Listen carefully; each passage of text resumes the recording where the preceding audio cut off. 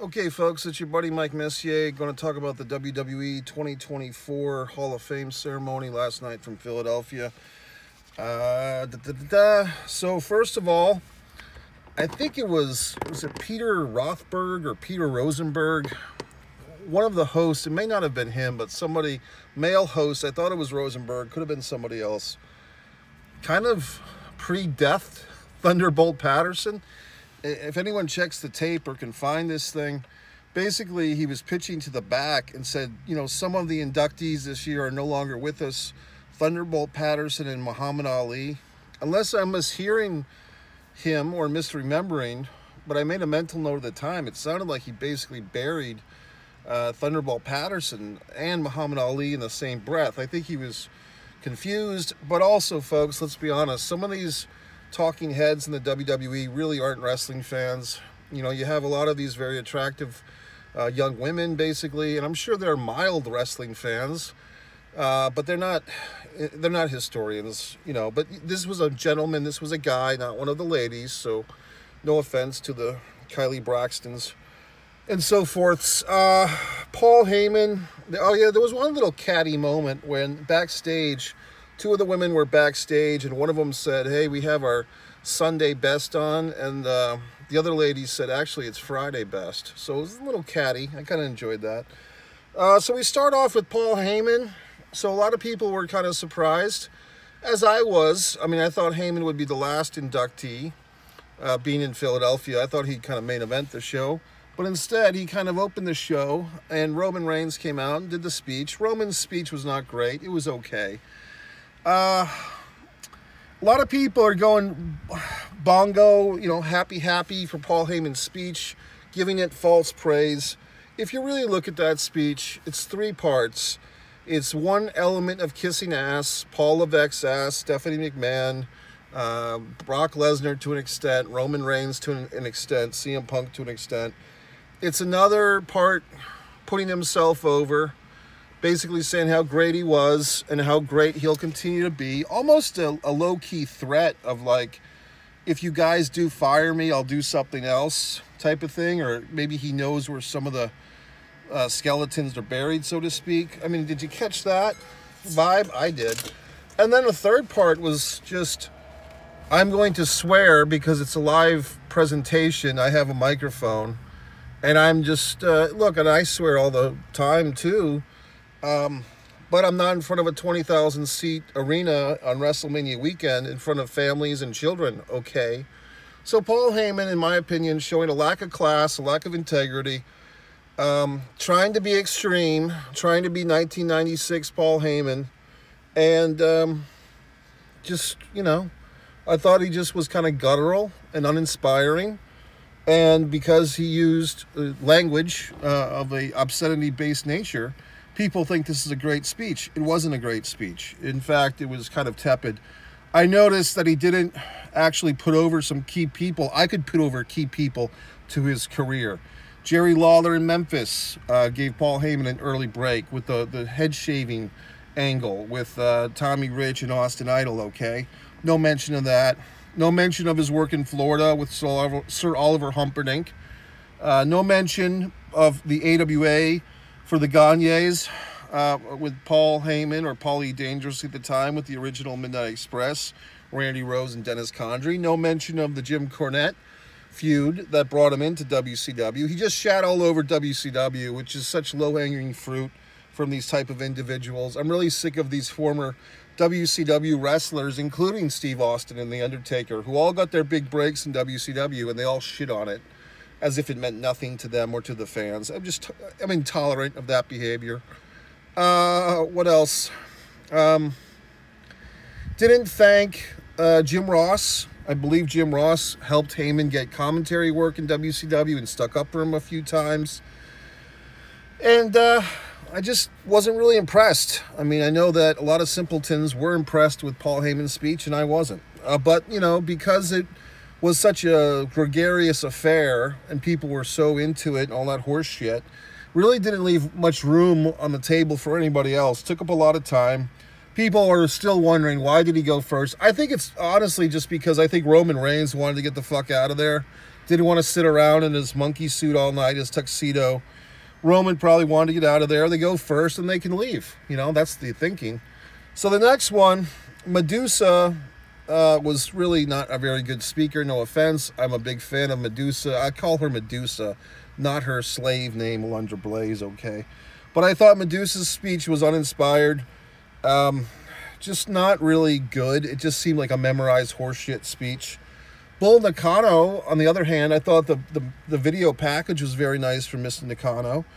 I guess she's about 56 years old. She looks like a very elegant lady now who kind of run a nice tea shop or some such thing. But, you know, really it seemed like a class act. Look, she spoke better English than I would speak Japanese, that's for sure. So, I mean, I give her points for trying to communicate with us mainstream WWE fans. And interesting that Bull Nakano had the I believe she had the WCW women's title, but our buddy there, Alundra Blaze or Medusa, never did. So anyway, but yeah, I like Bull Nakano. But, you know, it was what it was. Muhammad Ali, Undertaker inducting him just seemed like Undertaker's one of the inside guys now. He was one of Vince's guys. Now it looks like he's carried that over into one of, you know, he's one of the inner circle. I don't know if I really like the post-Undertaker Mark Callis as much as I like the Undertaker, to be honest with you. I just don't. I know he's doing all these motivational speeches and horse shit, and I thought his Hall of Fame speech, I think it was 2 years ago, was pretty good, very good. But I don't know if I'm a big fan of this kind of, you know, red meat eating, conservative, you know, fucking Mark Callis. I mean, he's all right, but I don't know. I just didn't see the connection with Undertaker and Muhammad Ali. And then they somehow segue Sam this thing into a championship belt for the People's Champion to The Rock. It just seemed more like ego stroke. And at this point, The Rock did not come out to music. The fans kind of turned on The Rock. But I mean, he's supposed to be a heel. And The Rock was kind of acting offended or surprised that the fans were booing him. But he's playing the fucking #1 heel in the company. So it seems confusing. I think at one point, The Rock even said, "You guys don't know what to chant." But it's like, well, you're not giving us a clear indication. What are you? Like, it's like the wrestlers expect the fans to switch gears. Oh, he's a baby face in this speech, but he's a heel tomorrow night. These guys are just, I don't want to say they're ruining the business. Then we had the U.S. Express. Neither one of these gentlemen were particularly great talkers. I mean, there's one speech by Barry, or one promo by Barry Windham. All I need is this NWA title belt, my motorcycle, and myself. He did that at the TBS studios in May of '93. It was a great promo heading into his Beach Blast match with Ric Flair. But Barry Windham is not known as a mic guy. Neither was Rotundo, although, you know, you would kind of think that Rotundo was the better speaker last night. Kind of a weird situation. I mean, you know, we all know the deal with, unfortunately, Bray Wyatt passed away. And, like, you know, I'm clearly seeing that they're going to bring in the former Bo Dallas. They're not even using that name anymore. They're going to bring him in to do Uncle Howdy stuff. So it seems like that's all a build to this. Rotundo kind of suffering, not really sure how to use his phone to put on the light. I felt for him, you know, old guy stuff. Windham was very generous in letting Rotundo do most of the speaking. I don't think Windham got to thank anybody.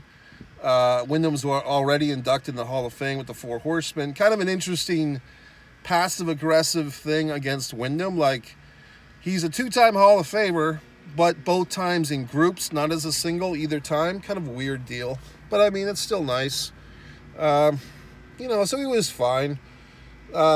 Rotundo seemed very nice and everything, and the nice tribute to their fallen Bray Wyatt, and I'm sure Bray Wyatt will probably go in next year, if not the year after. But anyway, it was fine. The next one, the night was kind of dragging.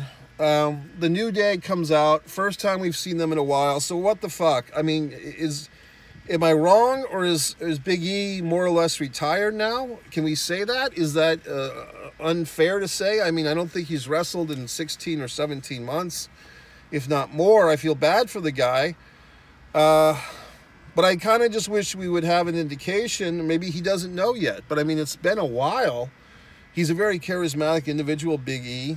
But is he going to wrestle again? And I don't know. I really don't know. But they came out to introduce Thunderbolt.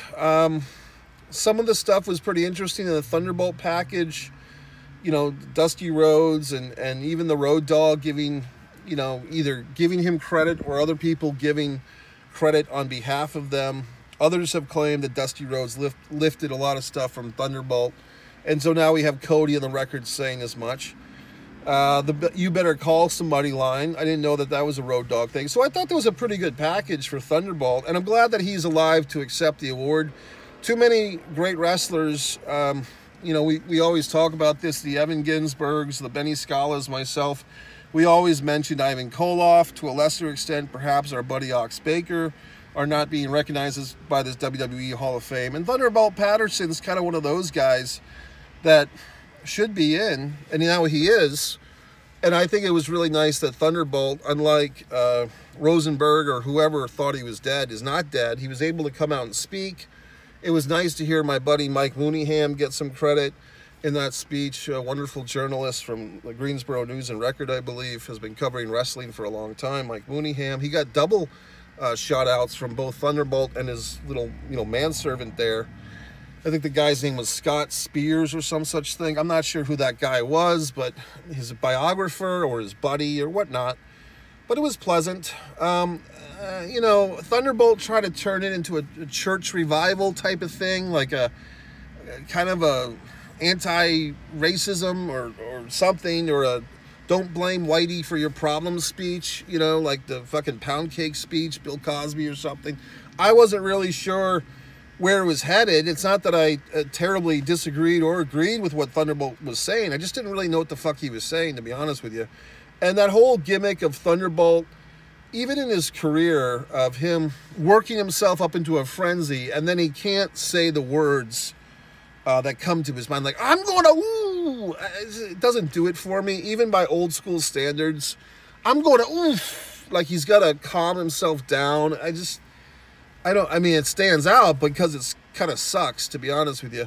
And to be honest, the wrestling, I haven't seen the best of Thunderbolt Patterson, you know, the 30-minute VHS that might have been. But the matches that I've seen Thunderbolt Patterson in have not been great. So if anyone has a great link to a match of Thunderbolt Patterson recorded, I'd be happy to watch it.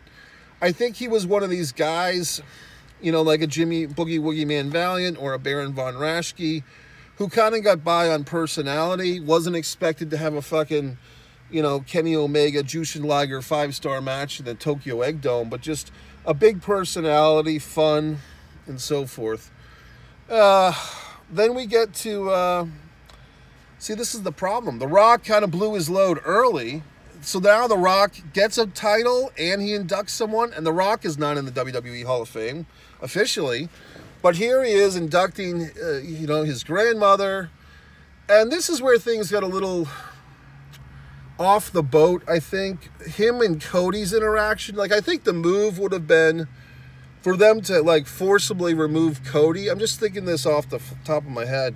If they had security come out and forcibly remove Cody before The Rock went out there, wouldn't that have been interesting?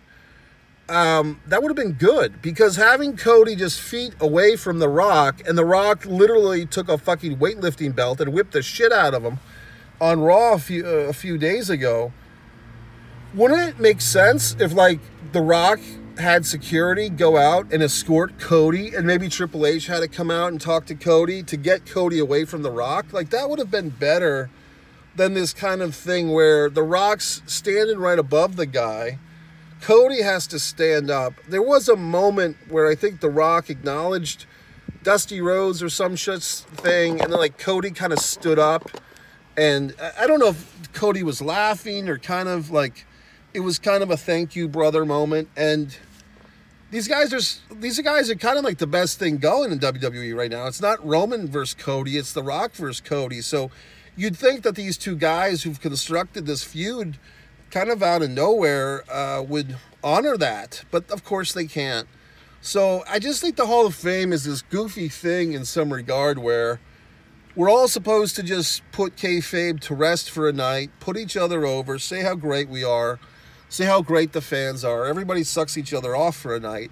And then, okay, folks, resume pose and go into WrestleMania mode. I just think that perhaps if they did the Hall of Fame at a different time of year, maybe SummerSlam, maybe Survivor Series, maybe its own special time of year or whatever the fuck. I was going to say time of month, but its own special thing, just hooking it into WrestleMania, especially with the two-night WrestleMania, it's feeling a little bit too much, to be quite honest with you, okay? So I just wish that they would perhaps separate the Hall of Fame, kind of like when they separated the Money in the Bank ladder match yearly thing from WrestleMania. I think it's kind of outgrown it. Like, I think the Hall of Fame now needs its own little spot in the WWE Universe calendar, okay? Because I feel like it's being shoehorned. Another thing that I've been on the record of saying, I don't particularly like the live audience for the Hall of Fame. Now, I did think this Philadelphia crowd was very respectful, especially with Thunderbolt Patterson. I thought that a lesser crowd, you know, and it was Philly too, to be quite honest with you. So I thought a lesser crowd might have chanted at Thunderbolt or, you know, boardinged him or something. But they were very respectful. I think it's a lot for these poor fans to sit through a 2-hour, you know, pre-WrestleMania SmackDown, which is basically a last-minute plug for SmackDown.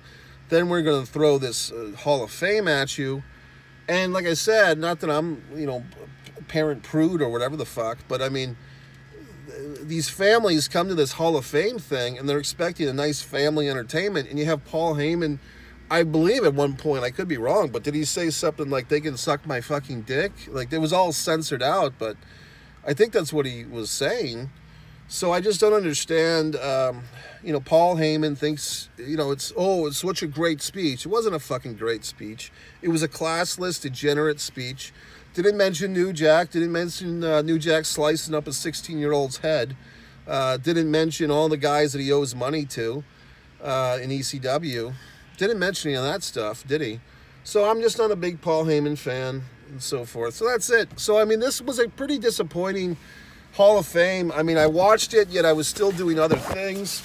This has been pissing me off. This visor thing, that's the best I've ever folded it up. Usually it takes about 20 minutes to get not even that. And it's not even nice and tight. It's this... I do enjoy this. I have it. I mean, this is when you get old, you start thinking about things like this. Like, how do I keep my vehicle chilly or less heat? And you get these goddamn things. And there you go.